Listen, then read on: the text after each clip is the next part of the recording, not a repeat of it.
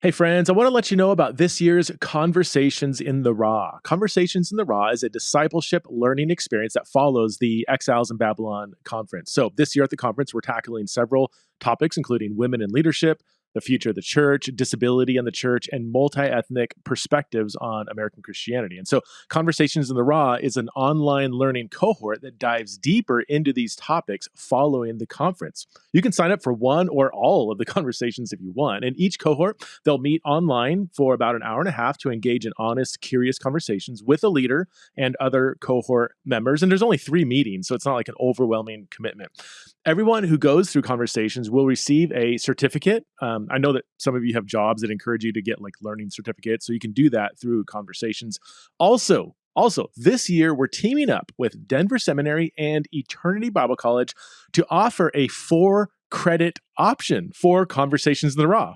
I mean, that's crazy, right? For just $500, you can get 3 master's level credits from Denver Seminary or 3 undergrad credits from Eternity Bible College. You'll have to do extra work, obviously, but this is a screaming deal to get credit from an innovative learning experience. So go to theologian-in-residence.com/conversations to learn more about Conversations in the Raw. That's theologian-in-the-raw.com/conversations.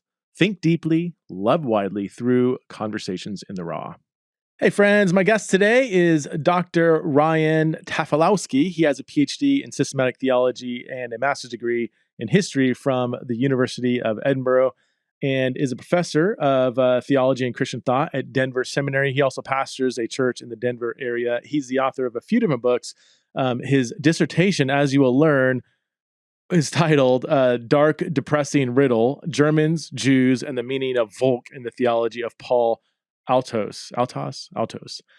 Basically, he's an expert in Nazism and Nazi theology and the kind of German Christian response to the rise of Hitler and the Nazi Party. So that's where we start out, and then we go to more current day conversations around Christian nationalism. So buckle up, buttercups. Here we go. Welcome to the show for the first time, the one and only Dr. Ryan Tafilowski. Dr. Ryan Tafilowski.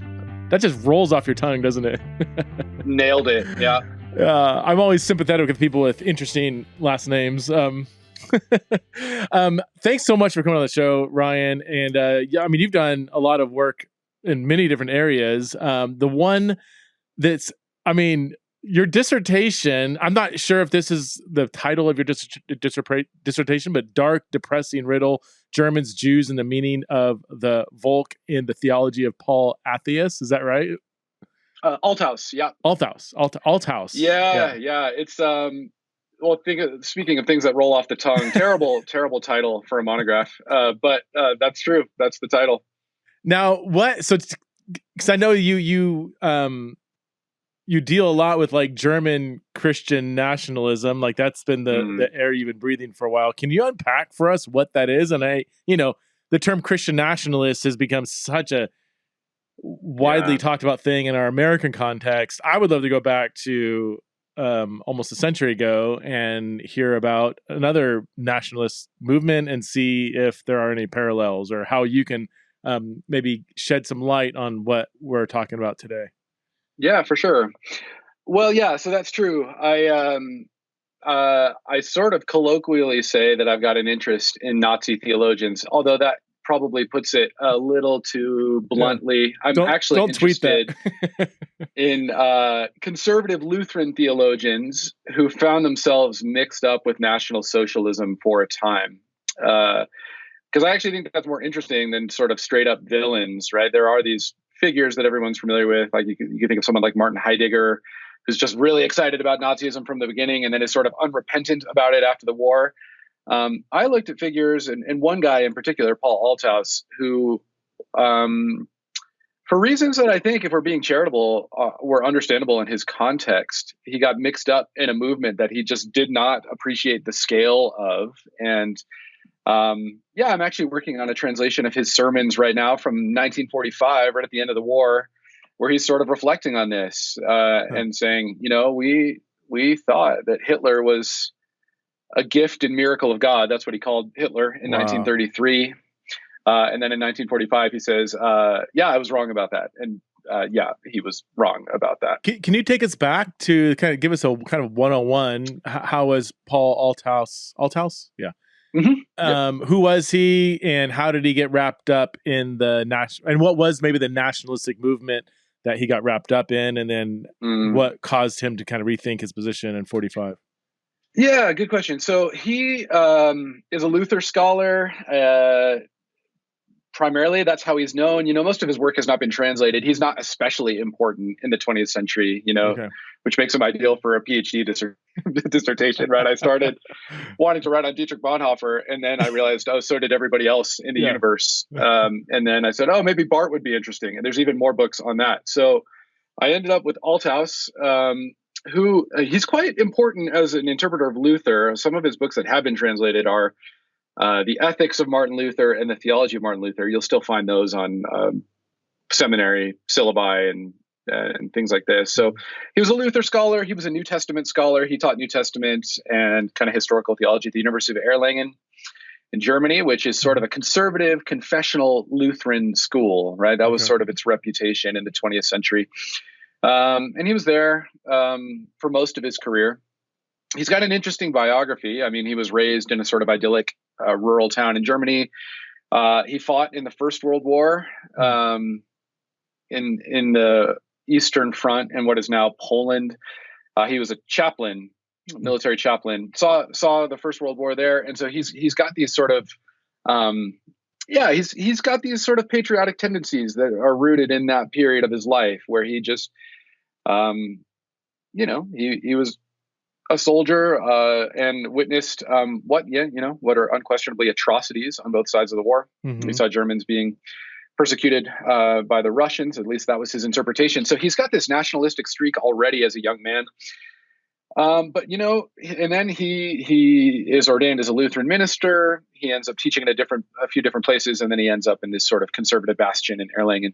And he's quite a moderate fellow. That's how he understood himself. Conservative, certainly theologically, politically, socially, but certainly not some sort of rabid nationalist, right? That you get in the 1930s with the rise of nationalism, where the church basically splinters into three factions. One that's really excited about Nazism, one that is resistant to the totalitarian claims of Nazism, and then a sort of unaffiliated middle that's sort of broadly conservative, willing to give Hitler a chance, but usually turn on him by the late 1930s. Okay.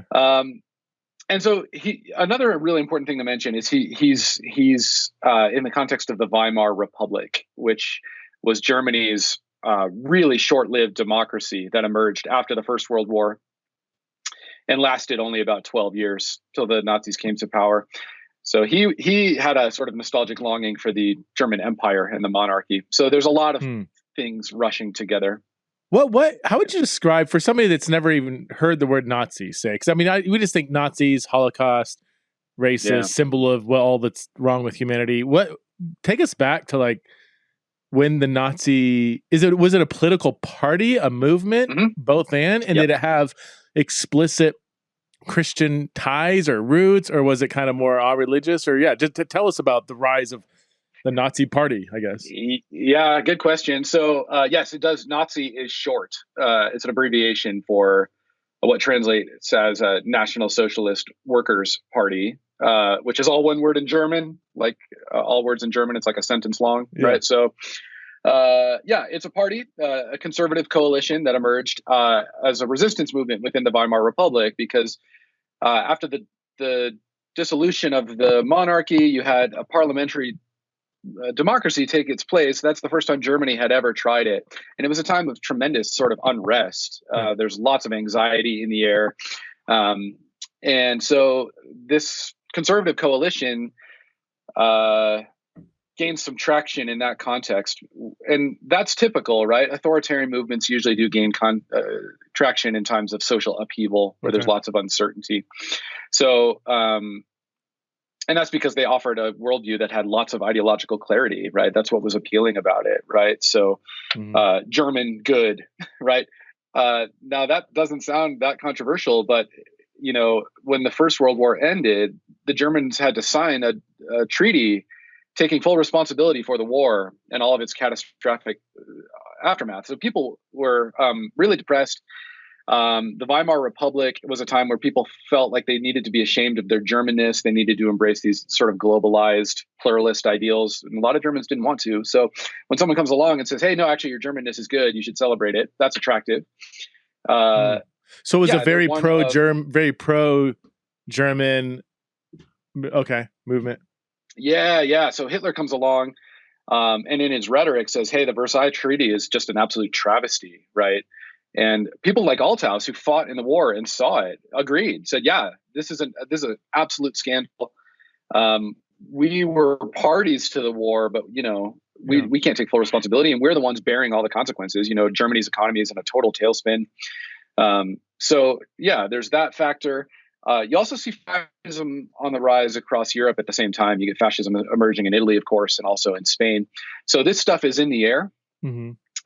And so Hitler is originally just elected as chancellor, right? Democratically elected. Okay. And then once he's in, he pulls these incredibly shrewd maneuvers where he basically passes legislation that installs him as, the Führer, the leader.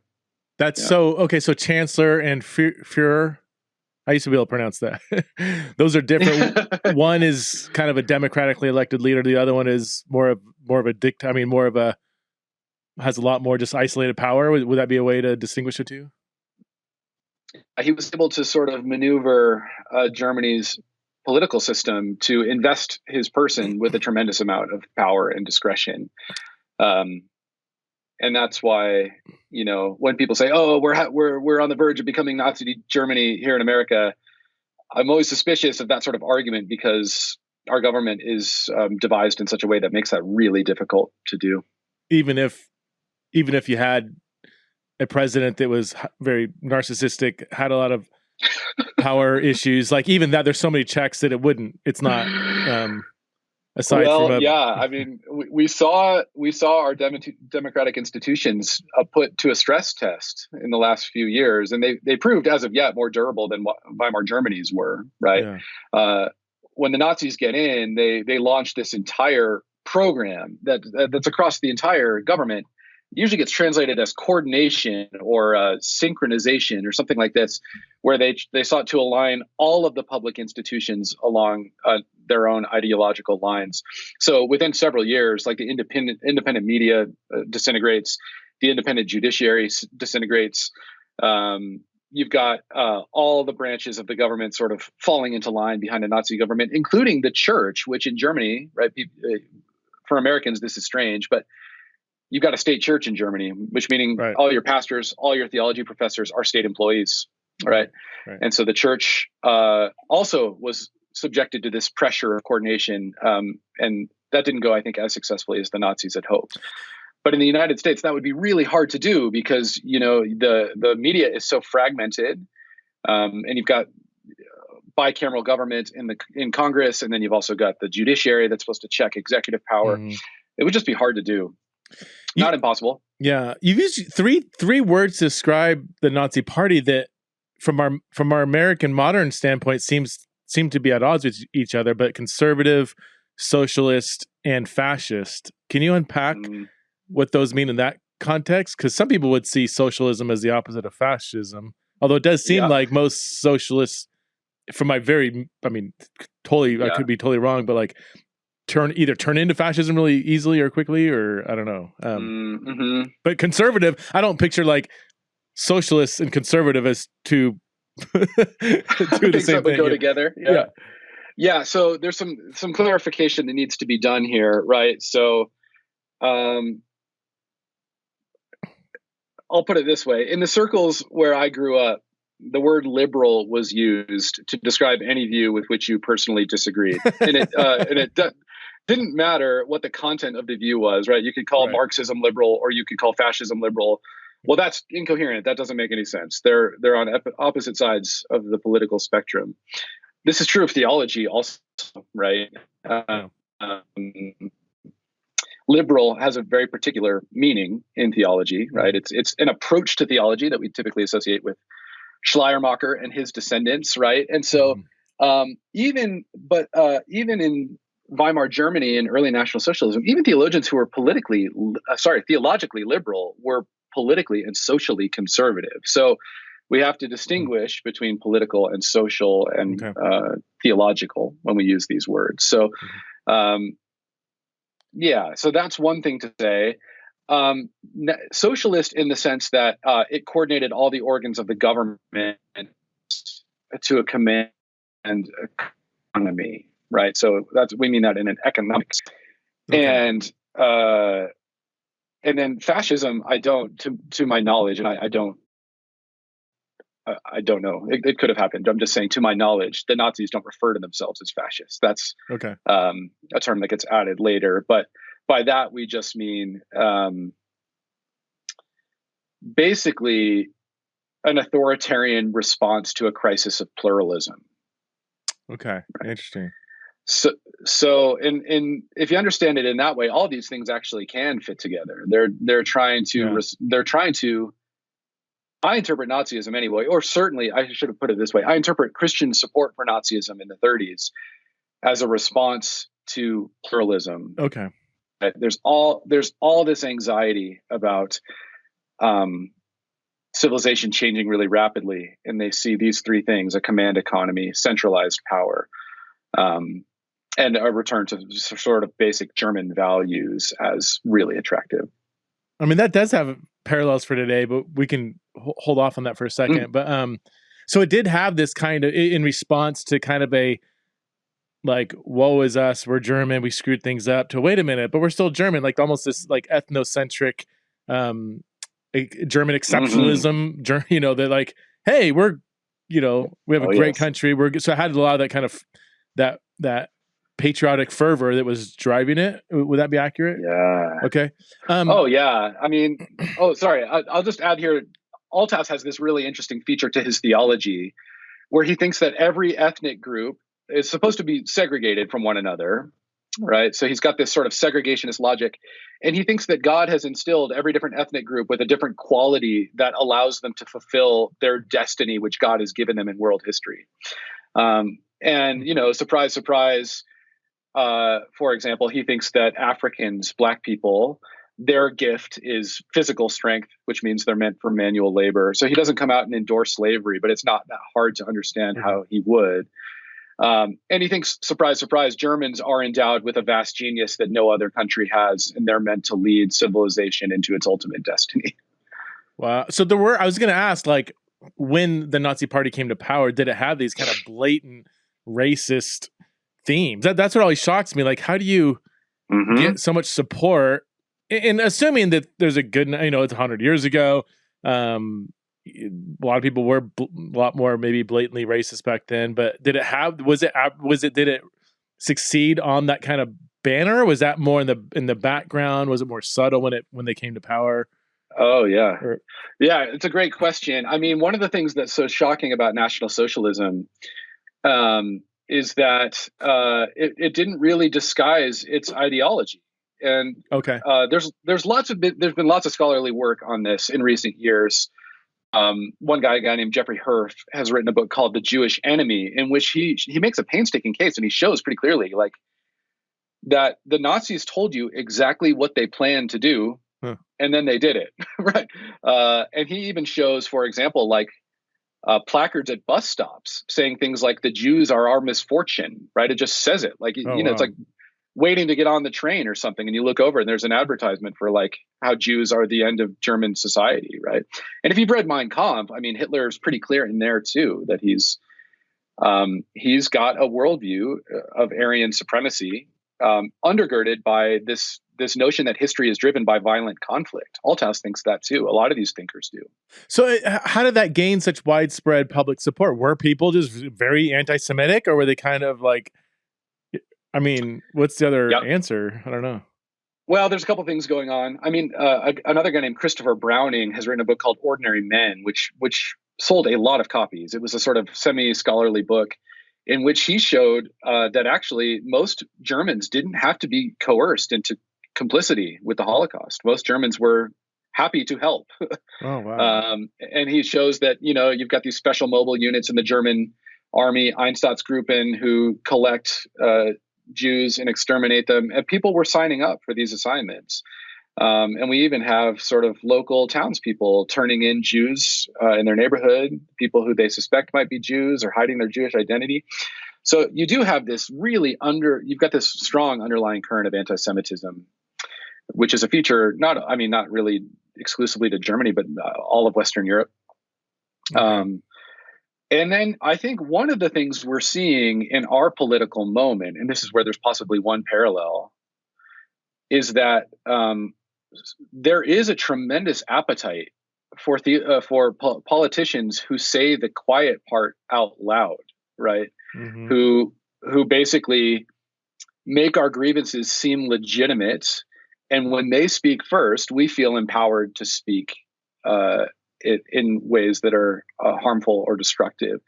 And so I think, I think you've got a racist society in 1930s Germany that has a tremendous amount of resentment built up, and then finally has an outlet to express it. Mm-hmm, mm-hmm. And was Hitler just, such a compelling leader, speaker? The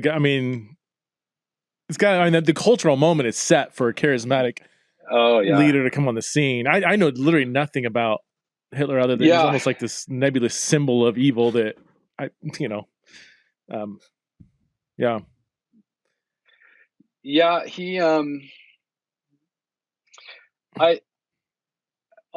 don't know. I mean, I've seen like everybody else the videos of him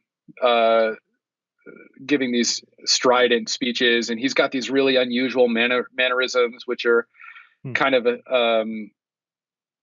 authoritative, and he's got the strange cadence of speaking, which is sort of mesmerizing, right? People describe this, that he's sort of enchanting, and then he's also got this German mythology, which there's a huge appetite for, right? And of course it makes sense if someone who's charismatic and strong and shrewd and brilliant comes along and tells you that actually your society is the most important society on earth, and that it's your destiny to lead civilization to its culmination and climax. I mean, that's attractive.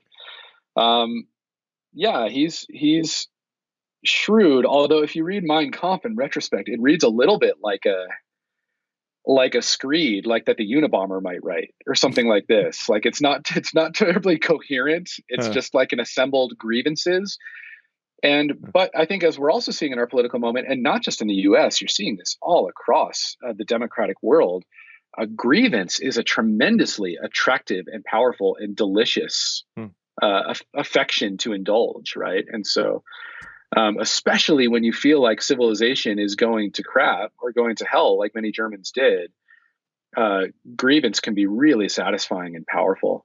Grievance, like I feel hurt by how people are treating us or thinking of us, and that kind of defense mechanism of like, no, I'm not as bad as people think I am. Totally, yeah, right. So for in the German context, it's got a few edges. It's got the whole Versailles Treaty, aftermath of the war thing, but also, all of these theologians, they think that Germany is a Christian nation, and they mean this almost in like an ontological sense, right? Like that to be German is to be Christian. Like it can't be another way. And so that's why that's why Althaus has so much anxiety about Jews, is he sees them as agents of secularization and corruption, right? And that they're all Marxists, and they're all atheists, and they're going to corrupt our youth. And so he's really worried about that. He's really worried about, for example, Berlin has a really kind of booming gay scene at the end of the Weimar Republic in the late 1920s. There's all kinds of hand-wringing about this. There's lots of worries about immigration. There's a passage where Althaus is really alarmed that he goes out into his university town and he hears people speaking in languages that aren't German. So he's got, it feels like Germanness is under siege, right? That's where the conservatism piece comes in. They want to conserve old, our German values and go back to when we were, real, like, yeah, just, I don't know, has that, yeah, it's making sense now. Like that's when you talk about German nationalism and conservatism, like that's where those categories really do feed into each other. And the socialist piece is an economic view that, again, in our current culture today, is associated more with not conservative, but that it doesn't have to be that way. There's nothing intrinsic about socialism that has to be conservative or not conservative.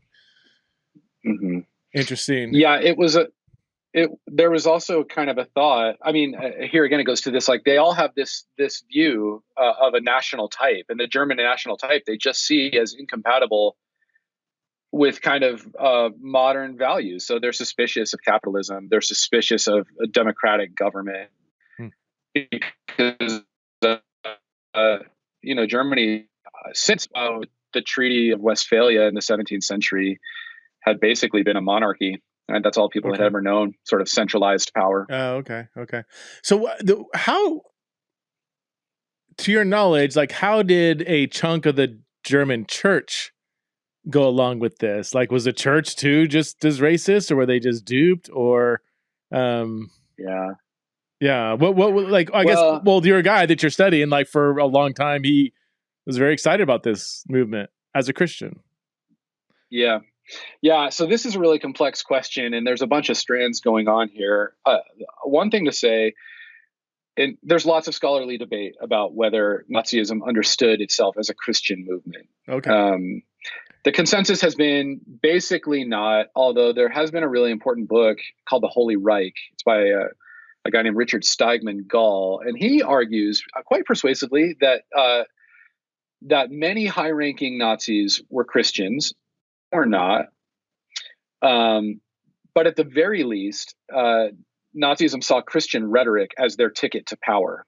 So particularly the early Hitler in the early 30s does make these sort of signals interested in Christianity. He wants to put it back to its rightful place as Germany's worldview, and he wants to recover Christian values. And so early Hitler, I think it's not too hard to see why some Christians were saying, like, okay, yeah, this is how Althaus thought about it. Yeah, he's rough around the edges. I don't really like the brutality that seems to be intrinsic in the Nazi platform.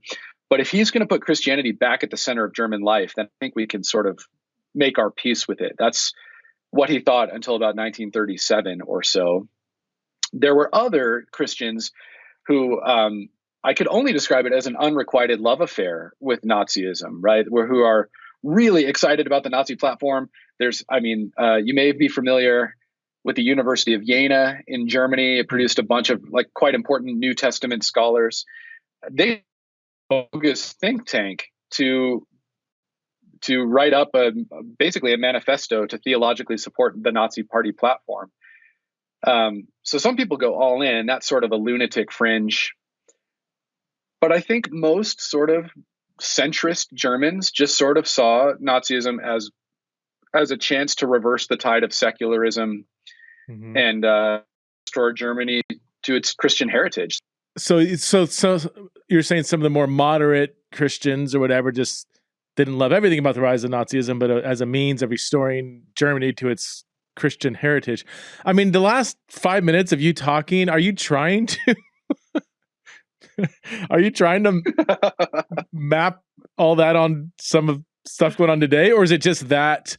I mean, there are some obvious differences, but are there some just uncanny, interesting commonalities that you see when you look around at kind of certain movements today? And I know there's a big discussion about Christian nationalism.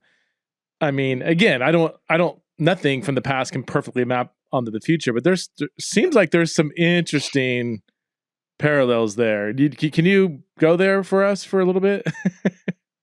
I can, with great fear and trembling. I will be. I'll try to be quite deliberate and careful, and I'll try to be charitable here too. Just how about this?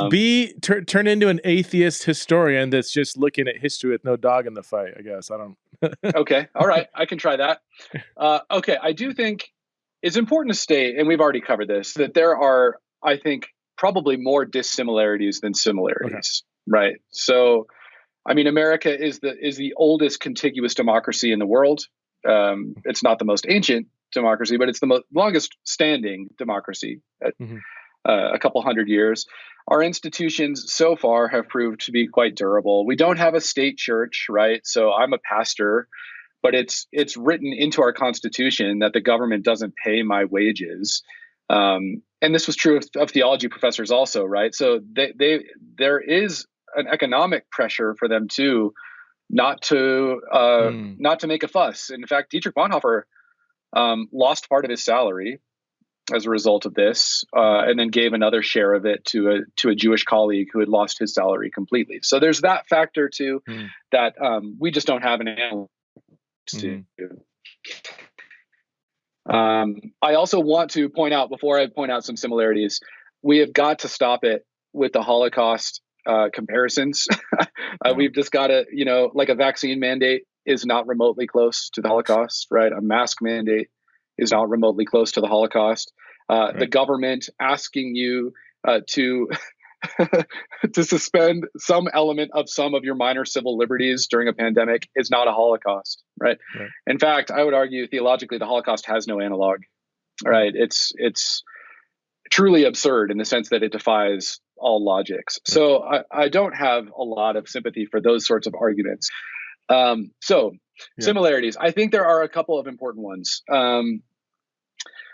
I think number one, you've got a similar sort of supersessionist hermeneutic going on, where a lot of these theologians thought that Germany was basically the new Israel, or they had been tasked with kind of carrying on the work of God's kingdom in the world. And this is why they're really anxious that Christianity appears to be in decline in the early 20th century.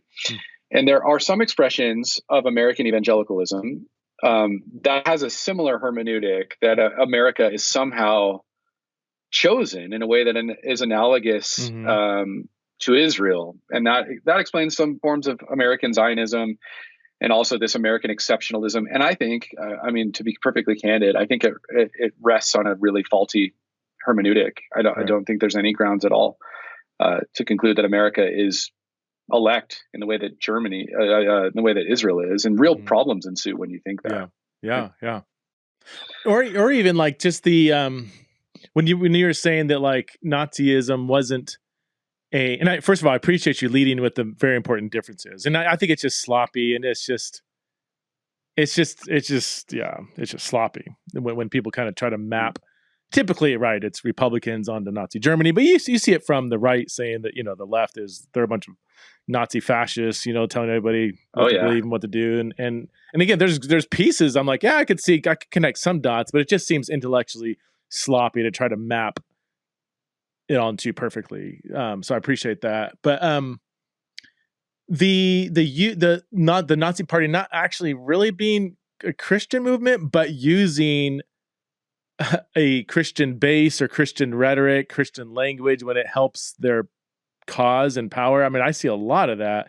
Again, this is, I would say, bipartisan, but it would be, I think, primarily from the right that sees this evangelical base as a means of power and will do things and say things that will satisfy the base. I mean, do you see that as you're talking? That's kind of where my mind went. I'm like, that seems like a really strong similarity, like Christians in the country being used really for the sake of the power of a certain political party. Yeah. And I think, I think there are certainly parallels here. And I think you did well to note that it is bipartisan, right? I think you're more likely to see it on the right, but you can also see it on the left, where sort of unsophisticated appeals to the ethic of Jesus are sometimes made by politicians on the left that, if you're a Christian, then you must support every kind of immigration no matter what. Well, that actually doesn't follow. That's not a coherent argument. It's a rhetorical argument that's not meant to be investigated very far, right? And so as you were posing the question, I was thinking of someone like Paul Tillich, who emigrated from Germany in the Nazi years, in part because he couldn't swear an oath of loyalty to Hitler, which was required of all state employees by the mid-1930s. And so he ends up in America. I can't remember which of his writings it is, but someone out there will know, I'm sure. But he says basically, whenever you, and I'm paraphrasing him, whenever you hear a politician say God, you need to ask which God, right? Like you need to actually interrogate that, right? We don't all mean the same thing when we say that. So yeah, you do have, I think, early Nazism especially sort of saying, oh yeah, like we're the party for Christians. Okay. Yeah. And if you care about the future of Christianity in Germany, then you're going to be Nazi. That's who you're going to vote for. Yeah. And you're not for these Weimar Republicans who are pluralist in their worldview, and they want to introduce all kinds of elements that are foreign to the German spirit. Why would you vote for them? So I think absolutely there's a parallel there. Real quick, so the idea that the other political side is going to hinder your Christianity, is going to, they're not on your side, we're on your side. Whether a certain political party says we are Christian, I don't think most people would say that, but I would say that, this political party is going to benefit you Christians more, and we can join and that, and also like the intertwining of national values with the promotion. I mean, what do I want to say? How do I want to say it? Like, yeah, just a conflation of national values and religious values. They making. I almost said making Germany great again. I'm trying to avoid saying that, but because I think there's so much bipartisan analogies here that I don't want to make it a partisan thing. But yeah, this return to historic German values is a thing that Christians should desire. It sounds like when you're talking, that was kind of the appeal, that this main mantra of the Nazi Party was striking a chord with even Christians because of their Christian values. Yes, returning to traditional Germanism, traditional this, that, that's a good Christian thing for us to want. Even if we've got this kind of, dictator at the top, says things we don't all agree with, but his ultimate goal is similar to what we want for society too. Would you see that as a parallel? Oh yeah. I mean, I think without question, there's a political scientist named Andrew Manis, and he's talking about the American context, but it works very well in the German context too. So there's some crossover here. He says there's two different visions of American civil religion. One is exclusivist homogenous, is the language he uses, right? So American civil religion means that basically we speak English, we're white, we're Christian. We may not go to church really, but we want there to be churches and we want people to go there, right? You might call it, and I mean no offense, but you might call it country music Christian, right? Yeah. Sort of, patriotic, socially conservative, and Christian, but perhaps not in any sort of robust way. And then Manis says there's another competing vision of civil religion called, which he calls pluralist civil religion, which is he sees basically as animating, say, American Protestant liberalism, which sort of holds that America's a better place when we have immigrants and when there's lots of different languages being spoken and when there are other worldviews introduced. And I think you can see a really similar dynamic going on in Weimar Germany, right? Althaus is really worried about immigration. He's really worried about changing norms and sexual ethics. And he's really worried that people speak German. That seems to be very important to him, right? And so, or that they assimilate when they immigrate. Okay, right. And so he's got this exclusivist, homogenist civil religion. And so, you get a lot of these figures who they are willing to say, sort of hold their nose and endorse Hitler, right? Which is rhetoric you hear a lot in our context, right? Hey friends, Preston here. As most of you know, I'm an author with David C. Cook Publishing, but I'm also an avid reader. And so I wanted to share with you some of my favorite authors and books. These are authors that have inspired me, challenged me, helped me grow in my faith in new and exciting ways, and I know they'll do the same for you. If you want to find out more, go to davidccook.org/Theology-in-the-Raw. That's davidccook.org/Theology-in-the-Raw. I can't wait to hear what you think. Hello, friends. Registration is now open for Exiles in Babylon Conference, and I cannot wait for this conference. Here's a few topics that we're going to wrestle with: the future of the church, disability in the church, multi-ethnic perspectives on American Christianity, and a conversational debate on the problem of evil and suffering. We have Eugene Cho, Elise Fitzpatrick, Matt Chandler, Michelle Sanchez, Justin Gibney, Devin Stahl, Lamar Hardwick. The list goes on and on. Joey Dodson's going to be there.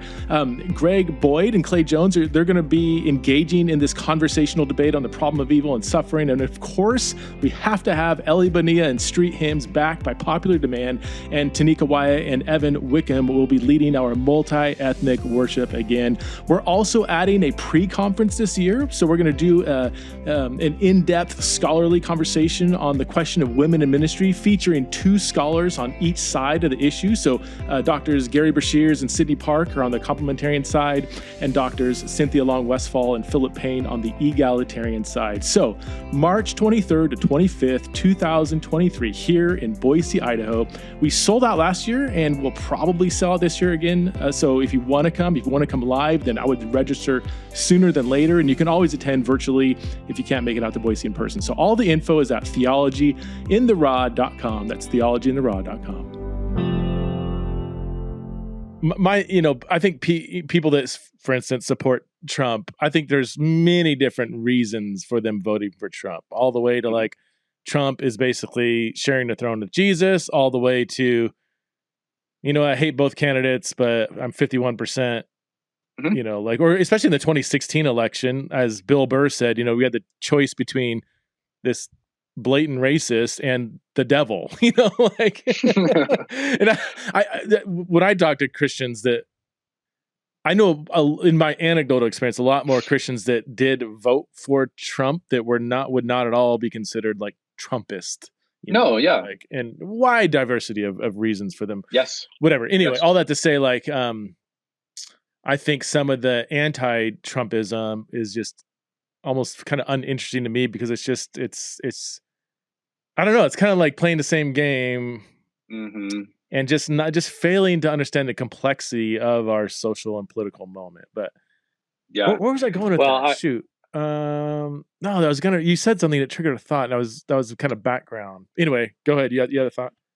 Well, I'm glad you said that. I think one of the interesting parallels too is the anger that is in the air. That seems to be really similar. A great historian of the 20th century, Fritz Stern, has written a book called The Politics of Social Despair about Germany in the 1920s and 30s. And Nazism was, I think, the rotten fruit of the politics of cultural despair. And while the parallels are not identical, we are living in a moment, I think it's really obvious, where the politics of cultural despair are dominating our discourse. And this is true on the right and on the left, right? Just think about how much anger there is. It looks different on the right and on the left. On the right, it looks like resentment, right? And sort of grievance, rage, right? On the left, it tends to look like self-righteousness or contempt or disdain. But listen, as a Christian ethicist, I mean, I feel like I just sort of have to say, resentment and disdain are not fruits of the Spirit, right? We got to be resisting the politics of cultural despair, whether we're Republicans or Democrats or unaffiliated or somewhere in between. Right. Yeah, I think that's so true. I think what I was trying to get at was this idea that here's this imperfect candidate. I don't like maybe a lot of what he stands for, or whatever, but to get us back to kind of more old school America, where there's Christian, we had more Christian values when, in the public schools, they weren't indoctrinating our kids with certain ideologies that, I just totally disagree with. We weren't being told we're, immoral for being a Christian. It's we are a pluralist society. We can agree to disagree, but now Christians in some circles are made to feel now I'm if I believe in traditional marriage publicly, I'm people see me as fundamentally immoral. We're back in the old school days, oh, you're a Christian, obviously you believe that, and if you whatever. Yes. So I think, and then they say, well, of these horrible candidates, here's a guy that's just saying the quiet part out loud. He's gonna bull in the china shop. Well, maybe he can kind of be the one to ram through certain things that are going to bring us back to a better society where Christianity was maybe more tolerant. Or people tolerated Christians, didn't think that they were like of the devil. And all of that, like when you start heeding the rhetoric on both sides and start demonizing the other, on the one side you have a bunch of baby killers on this side, and then you have a basket of deplorables on the other. It's like people don't think clearly when their humanity is just being attacked over and over. They just hunker down and say, all right, well, you want to fight? Fine, let's fight. And I don't even know where this, I think it just happened kind of back and forth for a while, which as a very apolitical or partisan person, to me is just historically interesting. What saddens me is when so much of Christian discipleship has been very much swept up into these polarized, dehumanizing debates. Yeah. Well, you say a couple things I think that are really important. Number one of the things that was really challenging for me about studying Althaus is that I could identify with him in a lot of ways. I'm conservative by temperament. Like, that's not to say anything of my ideology or theology, but I'm conservative by temperament, right? Like, basically my entire goal in my adult existence is for, no one to ever look at me ever again, which is why I only wear gray sweaters and I drive a beige Honda Civic, right? Like, I'm that kind of person. And I think what you said is really good there. Part of what attracts people to conservative political ideologies, and I don't see this as a problem, I see it as perfectly understandable, is that nobody likes to sort of be bigoted for holding views that are deeply associated with their religious traditions. That and when Hillary referred to these folks as baskets of deplorables, that was just a catastrophic misstep, because it feeds the politics of cultural despair, and it's dehumanizing to them. And I'll just say, it isn't helping the situation to make the other side feel small and stupid, right? So that's important. Number two, another reason it was challenging for me is because Althaus tried to exonerate himself or justify his views by saying, in my personal life, I find Hitler abhorrent. But politically, I have to support him. And you know what's so interesting about that's like word for word what so many Christians would say. Totally, right? And I mean, it's easy for me to justify my views that way. It's easy for anyone. And so what's really interesting is, after the Nazis lost the war, and this is in 1945 into 1946, the Allies came into all these towns and they set up these tribunals where all the state employees had to go through these so-called denazification trials. And they had to demonstrate that they weren't sympathetic to Nazi ideology. Althaus failed his in 1945 and lost his position, but then he appealed and was reinstated. And part of him being reinstated is he collected all of these letters from students and colleagues in Erlangen who all said privately he hated Hitler. He told us all the time, but he never went on the public record. So that's that's challenging for someone like me, or anyone who's trying to, I think, faithfully follow the way of Jesus in the public square. It's like, does it cut mustard to have private views that you never express publicly? Probably not, right? And the last point you made that I think concerns me most, this is the parallel I find most distressing, is that when you see this turn towards a culture war posture, it signals to me that evangelicals, and I'm an evangelical, I'm a Baptist pastor in suburban Denver, I'm an evangelical, right? It signals to me that we have lost our belief in the gospel's vibrancy. Wow. That we don't think that we can persuade our culture to adopt the true, good, and beautiful in any other way except by legislating it, right?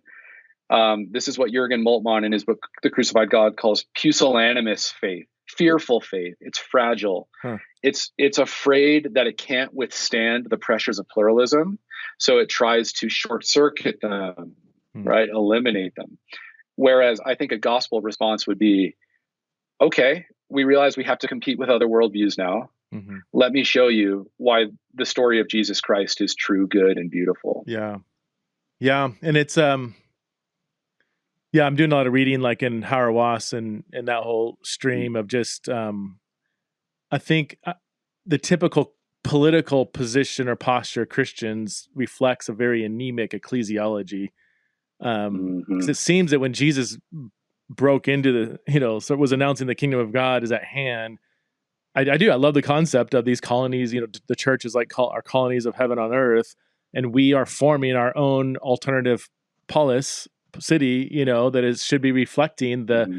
the kingdom values that are in a sense competing with Rome, but showing Rome a better way to live out our citizenship on earth. And Mm-hmm. when we invest so much energy or hope in political change, I think it just reflects a very anemic ecclesiology and gospel, really. Oh, Yeah. Ray, I mean, yeah, and yeah. that's really well said. And I like the idea of a colony. Oh, go ahead. Not as a, and here's where the Hauerwasian people get critiqued is like, well, okay, that's just a separatist movement. You're just like, no. It's the best way we can actually influence and help society is by being the church. Like being the church, Mm-hmm. embodying the gospel ethic is not as a way to hunker down and build walls, but we're not going to be effective in reaching the world if we're not being the church first. So it's not an either or. I Mm-hmm. think that's where he gets accused of being kind of like more of a separatist. But Yeah. yeah. Well, you're the Paul scholar, not me, so I won't say too much here, but I like the image that Paul uses of an ambassador. It's a very Yeah. suggestive image, right? It Yeah. is someone who is from somewhere else, but lives in the foreign territory Mm-hmm. and actually participates in the public discourse there. That's Yeah. literally the whole point of an ambassador. Yeah. Right. So that can overcome some of that separatism. And Paul, I mean, this is something I'm knee deep in right now. Just the sheer volume of overlap between the language that Paul and Jesus uses to describe the Christian movement is just the sheer overlap between that language and the language used to describe the Roman Empire and their emperor. And like, it's just like they're co-opting all this language, which just that alone suggests that, that the Christian movement is intended to embody the kind of kingdom on earth that other kingdoms are trying to pursue. That the gospel is not creating apolitical. I even said that wrongly earlier. They're not creating apolitical societies. They're creating extremely political colonies on earth that are doing it better than the kingdoms of the earth. Before I do want to take a little bit of a turn. Can you help us understand the current conversation around Christian nationalism? I guess a lot of what we've been talking about already is kind of laying some foundations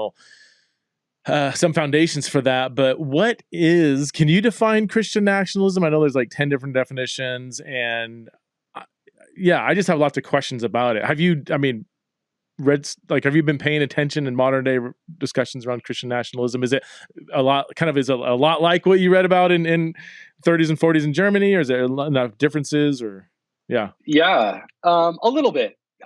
I'll confess here that I mostly read people who are dead in German, okay. and so I read I read some contemporary literature. I'm aware of the discourse, and of course, I'm a pastor. With lots of people in my congregation who are deeply concerned about political questions. And I've also got a multi-generational congregation. So I got younger folks who have certain views and older folks who have others. And it's hard to negotiate that. So I'm sort of in the thick of it. I also teach at an evangelical seminary that is trying to negotiate these questions too in real time. What does it mean to be a faithful follower of Jesus in a cultural moment like ours? How would I describe Christian nationalism? Well, I mean, I guess I would describe it, at least from my study of the German context, I would want to think of it mainly in terms of a certain kind of response to anxiety over pluralism.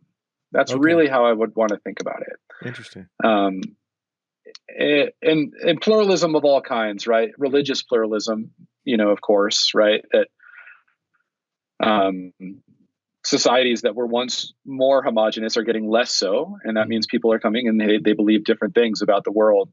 that produces certain challenges that triggers, I think, quite an anxious response. I think this is true racially. Our country is in the midst, I think, of a convulsion about how to think about various ethnic identities trying to share one space without a common vision of the common good, right? Which is basically what liberal democracies are trying to do, which is get people who don't share many values to coexist together, and they try to solve it through freedom, basically personal freedoms. So you've got ethnic, racial pluralism, religious pluralism, and I really think a lot of it is driven by changing norms around sexuality and gender as well. There's now we might call it sort of gender sexual pluralism. Okay. Right. And there's probably others that we could identify, but I think what you're seeing, nationalism of all stripes, not just Christian nationalism, just purely political nationalism, is a search for certainty in the midst of uncertainty. Interesting. And so what you're getting, I think, is folks trying to find some solid ground when the ground seems to be moving.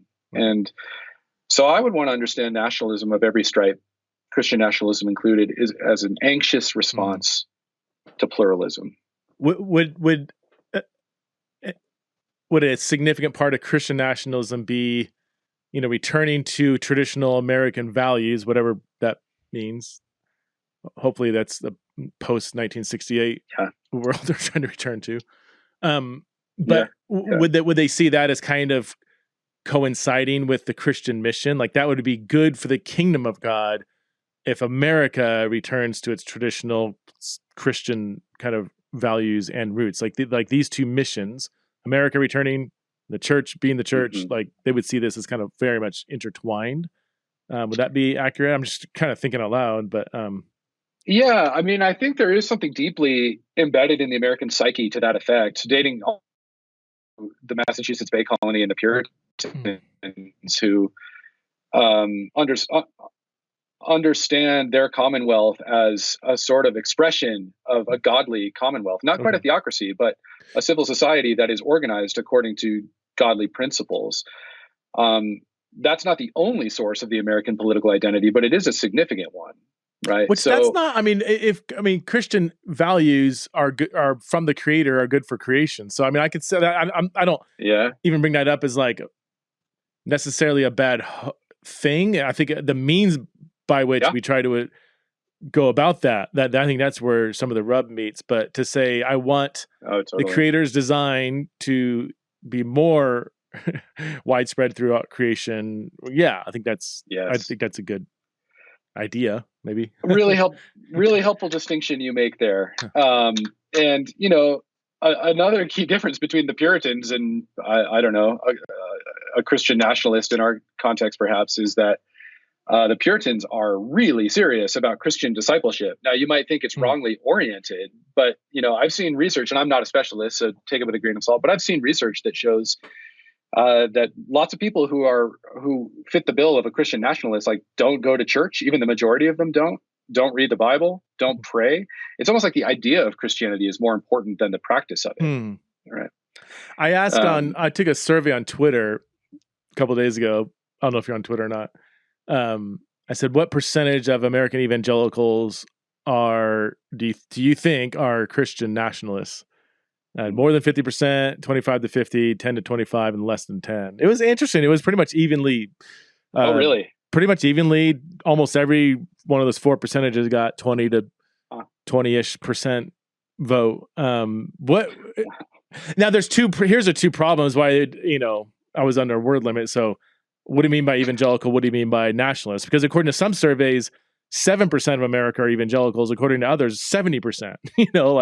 Right. But that broad percentage might have people that haven't been to church in like 10 years, or they don't. You ask them basic Christian doctrine, they wouldn't even know anything about it, but they still identify on a form. Oh yeah, evangelical. Yeah, that's right. Yeah. So and then nationalists. What do you like? I had one guy say, "Well, I like America. I have a flag out front. I'm a Christian. I typically vote Republican. Am I a Christian nationalist? So I think good questions. Yeah. Yeah. Just define. I think yeah, trying to define Christian nationalism is tough. But what would you? I guess with those caveats, do you think, however you define Christian nationalism, do you think it's like very widespread in evangelical church, or less than people make it out to be, or do you want to plead the fifth? It's a delicate question, to be sure. I think one of the problems with the term, which, I think it's a perfectly useful term, but one of the problems with it is the animus with which it's employed, right? It's used so pejoratively and so derisively. And I serve a congregation where there's lots of people like that man you just described. Like, I have lots of veterans in my congregation, right? They got drafted, most of them, to fight in a war that, they didn't pick. They got sent there. It's a really difficult experience. They came home. They found it hard when they got home. They felt sort of rejected. Speaking of Vietnam vets particularly, sure. But, and so they have military service. They might have worked for the government or something, or law enforcement. They have a flag in their yard. But, on the ground, none of those people is trying to harm anyone, right? What percentage of them were supportive of January 6th? Because I see that conflated. Like, if you're Christian nationalist, broadly defined, then you're basically, it's only a matter of time till we have another January 6th. And I'm like, I've met a lot of patriotic Christians, even lowercase p patriotic, like you described. I've never personally met a person who was supportive of January 6th. My intuition would be, and it's nothing more than an intuition, my intuition would be that that's a lot less common than you might think watching, I don't know, CNN or something. Mm-hmm. Yeah. I think it's also quite different across age demographics, right? Okay. So I suspect among self-identified evangelicals, like maybe even under 40, Christian nationalism is probably pretty rare. Okay. Yeah. Okay. Interesting. Have you read that book? Who's that guy? Wolf is it defending Christian nationalism? Are you familiar with this? I haven't. I read a review of it. It sounds interesting, but I haven't read it. Okay. Yeah, I don't know. It's not my area really, but it's interesting that, like what you said, mostly it's used pejoratively, but he's apparently, not at all using it pejoratively, but I haven't read the book, but there's a long history of Christian political theology. I mean, going all the way back to someone like Aquinas, who basically says it would be good if civil societies organized themselves around biblical principles, not to indoctrinate them, but because biblical principles allow for human flourishing, right? So which I would agree. Yeah. Is it okay to agree with that?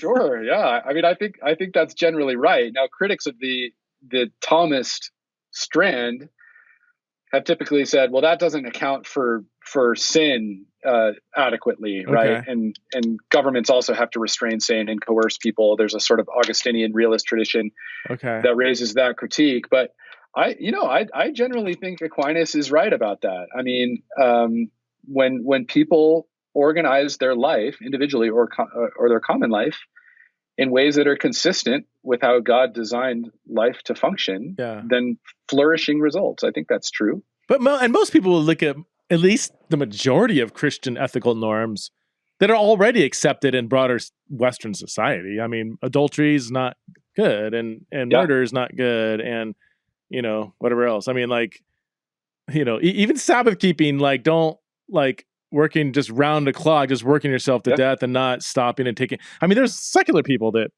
would agree with Sabbath as this is good for humanity. So, I mean, I feel like a good number of Christian values. I mean, this is that book. Tom Holland, not the actor, but Dominion. Yeah, I think that's his point, right? That so much of our society has been just, our values have been adopted from the church. So, and he's not even, I think he's an atheist or not religious.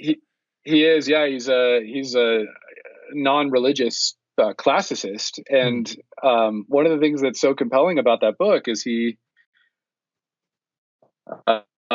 basically says, "Oh, do you like things like human rights and women being characterized as people, and things like laws against sexual abuse of children. Like he says, you know who you have to thank for that, right? That's the Christian sexual ethic. Wow. Yeah. That's wild. There's a recent book I read by Louise Perry.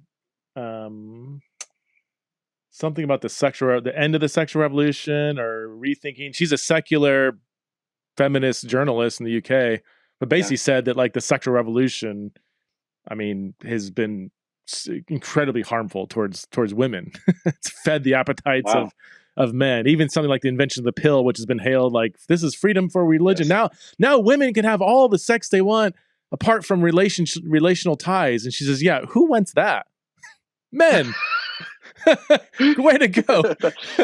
And anyway, she again, not religious at all, but like the underlying ethic that she is kind of seems to value comes really close to a Christian sexual ethic without ever even mentioning it, without even really knowing it. But she's just looking in the sense that like, let's just look at what happens when you just take away virtually all boundaries on sexual activity. Or even she has her best chapter is on consent, how consent is kind of a fraud, that you cannot hold together a healthy sexual ethics simply by consent. There's just so many issues of what that even means and power dynamics within that. And it's fascinating, man. It's, but yeah, anyway. Oh, I've seen arguments to that effect. And right now I'm teaching a class on theological anthropology this semester, and thinking quite a lot about sexual ethics. And there has been a lot of dissatisfaction even in the last 2 years about thinking of consent as the only criterion to govern a sexual ethic. I mean, it's harmful for both parties, degrading. Yeah. Dude, I gotta go. You gotta go. But thanks so much for coming on the podcast. This is so much fun, man. And I'm sure we provoked some thoughts, maybe made. Well, it's not a Theology episode if somebody doesn't leave angry. So, I'll look forward to that 1-star review that will result from this. But thanks so much, Ryan, for your work and for your honest thinking. Really appreciate you, man. Oh, it's such a pleasure to be on. Thanks for having me. Oh, real quick. So you teach at Denver Seminary. You want to give a shout out to Denver Seminary and convince somebody why they should choose that seminary over others? Oh, for sure. Yeah. So I teach at Denver Seminary. We are a interdenominational evangelical school. But one of the things I love best about the culture of Denver Seminary is related to lots of the questions we've just talked about, which is it's written right there into our statement of faith, the separation of church and state, which also implies that the gospel is not to be conditioned by any sort of political ideology. So you got a lot of folks here doing work and trying to figure out what a faithful vision of Christian evangelicalism in the public square is, that copes with the pressures of secularism and pluralism without surrendering a Christian identity and without succumbing to sort of political ideologies. So, I mean, if that sounds good to you, there's a lot of good folks doing work here. Yep. I'm a big fan of Denver Seminary. So you guys are doing great work. So thank you, Ryan. Thanks for coming on the show. I really appreciate you. All right. Thanks, Preston.